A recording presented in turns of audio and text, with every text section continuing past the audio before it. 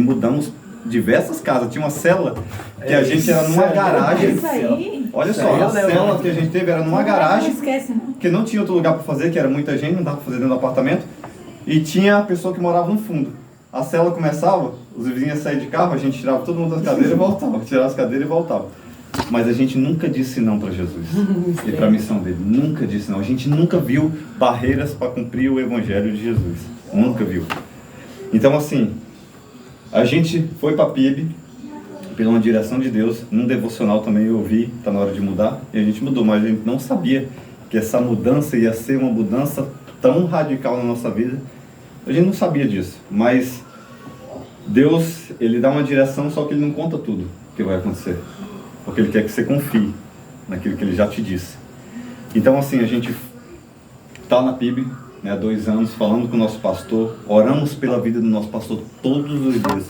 E eu posso falar que sem medo de pecar, nós oramos pela vida de vocês todos os dias. Todos os dias nós oramos pela vida de vocês, porque vocês fazem parte dessa equipe. E não só isso, nós oramos pela vida do órfão, pela vida da viúva, pelos estrangeiros. A gente aprendeu isso com Jesus. Só tem um jeito de você seguir Jesus, pisando nas mesmas pegadas que Ele fez. Então assim, o Jesus Detox, gente, não é o ministério da Anja, não é o ministério do Frank, é um ministério de Jesus, que eu ouvia muitos anos atrás ele falando. Ele começou dentro das escolas, a gente ganhou muitas vidas lá, pregou muito, entendeu? E eu acredito assim, eu não fui um líder perfeito, e se você esperou isso de mim, desculpa, você se frustrou, porque perfeito só tem um, que é Jesus. Ninguém é um líder perfeito. Se você andar com as pessoas, vocês vão entender que elas não são perfeitas. Eu estou há 2 anos na PIB, eu amo o pastor Sérgio, eu andando com ele, eu falei, gente, que pastor top demais, mas também não é perfeito. A gente não vai encontrar nenhum líder, esquece isso, gente. Igreja, eu tenho, sabe qual é o meu pensamento de igreja? Igreja é um lugar de pessoas imperfeitas adorando um Deus perfeito. Para mim, igreja é isso. E o que eu quero falar com isso? Gente, nós somos corpo de Cristo. Nós somos unidos. A gente perguntou para alguns quem quer liderar. E eu posso ser sincero, é uma honra liderar para Jesus, cara. Quem dispensa, desculpa, eu acho uma honra, porque não sei se vocês entendem, mas no reino dos céus vai ter lugares específicos para cada. Você vai estar. Eu estava falando isso para a Isabelle hoje. Sabe o que a Isabelle falou para mim hoje ali, tomando café antes do pessoal chegar? Eu até me emocionei e chorei com ela ali. Ela falou assim, pai, quem vai liderar? Eu falei, tem uma pessoa, mas ninguém quis liderar. Se eu fosse grande, eu liderava. Cara, isso me cortou meu coração. E eu falei para ela, eu não sei quantos anos atrás, quando eu orei na sua cabeça, Deus já me deu o chamado dela. Deus me mostrou um orfanato. Ela carrega um útero maternal muito forte. E Deus me mostrou. No dia que eu orei na cabeça dela, eu tive uma visão. Deus falou para mim, ela vai construir orfanatos. E ela vai cuidar de crianças carentes. E eu falei para ela do chamado dela hoje. E eu falei para ela que é uma honra quando a gente lidera para Jesus, porque é Ele, cara, é Ele, é para Ele. E aí não interessa, o Nicolas ficou como, né, co-liderado, que a gente vai estar liderando por lá. Mas não funciona, cara, funciona, porque senão pastores vão abrir igrejas em outros lugares. Já pensou se o pastor Sérgio fosse pensar nisso?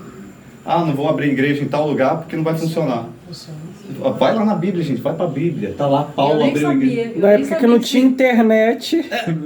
Paulo liderava as igrejas que não tinha WhatsApp, não tinha internet, e liderava igrejas em outros lugares. Se ele tivesse essa mentalidade, o reino não cresceria. Eu nem sabia que estava rolando isso aí, mas eu já imaginei que isso poderia acontecer. Você de lá, você de lá. Falei, vai acontecer. Sim, vai dar bom. E assim, gente, por que eu tô falando? Porque assim, vocês vão ficar aqui, eu tô indo, mas pode te falar uma coisa? Meu coração vai indo queimando do mesmo jeito. Eu vou ir evangelizar do mesmo jeito. Na verdade, meu coração está muito mais, sabe, com aquela expectativa do que Jesus vai fazer. Eu fico sempre assim, cara, o que Jesus vai fazer lá? Porque, cara, você precisa entender uma coisa. Cada um aqui, existe uma quantidade de pessoas que só vai ser alcançada por você. Essas pessoas estão na nossa responsabilidade. O Uber que você pega, no dia que você entra, é sua responsabilidade de evangelizar. Igual eu faço. E os meus filhos veem eu fazendo isso. Então, assim, o Nicolas vai ficar co-liderando, a gente vai ficar de lá. E quem não quiser ficar, está livre. Porque Jesus falou assim, quem quiser. Ele não obriga ninguém a seguir ele.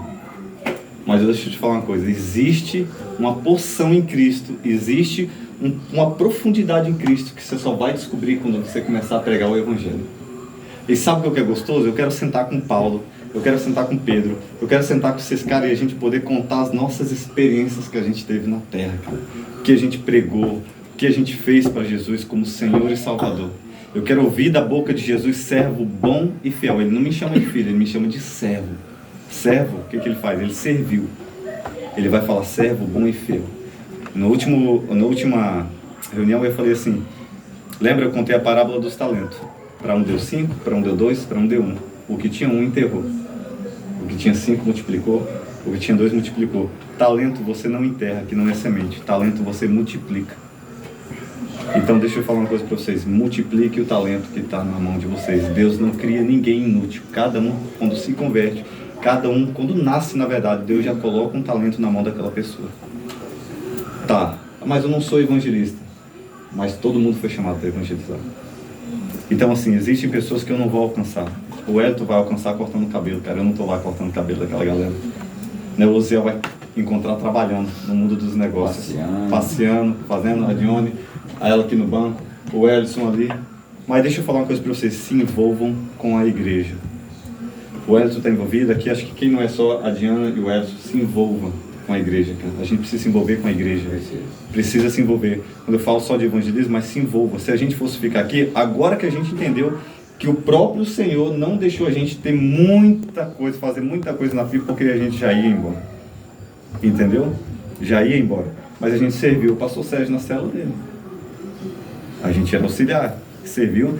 E a pastora sempre falou, cara, é uma bênção vocês, porque a gente já vinha dessa cultura de servir. Acabava a cela, a gente recolhia as cadeiras, tudo, vocês sabem, vocês estavam lá, a gente recolhia tudo. E ela falou um dia pra gente, nossa, vocês são muito, vocês acabam a cela, vocês já arrumam e tal. Ai, que bênção, que maravilha, ela falou. Entendeu? Ela então, é muito prática. É, muito, ela, nossa, geralmente a gente guardava, tal. Cara, aprenda a servir. E outra coisa, aprenda a servir uns aos outros aqui, gente. Nós somos irmãos. O Nicolas não é o líder perfeito, mas é o líder que vai ficar aqui. Cara, ouça ele. Ah, mas ele... Cara, então vai para o seu devocional. Você não aprendeu nada. Se você não sabe conviver com pessoas, você não sabe conviver com Jesus. Não tem dúvida. Se eu não sei lidar com pessoas, eu preciso ir para o meu devocional, fritar lá dentro e falar para Jesus, quebrar o meu orgulho. E porque Jesus é uma pessoa. Cara, Judas traiu Jesus e Jesus não deixou de lavar os pés dele. Me explica isso. Até na última ceia ele estava lá, né? E ele beija e ainda fala, amigo. Você tem coragem de alguma pessoa que fazer alguma coisa com você beijar e falar, e aí, amigo? Ah, mas Jesus falou, se quiser ser meu discípulo, faça o que eu fiz. Faça o que eu vos mando. Faça o que eu vos mando. Se você não fazer o que eu mando, eu não vou poder te chamar de amigo. João 15. Quer ser amigo de Jesus? Faça o que Jesus fez.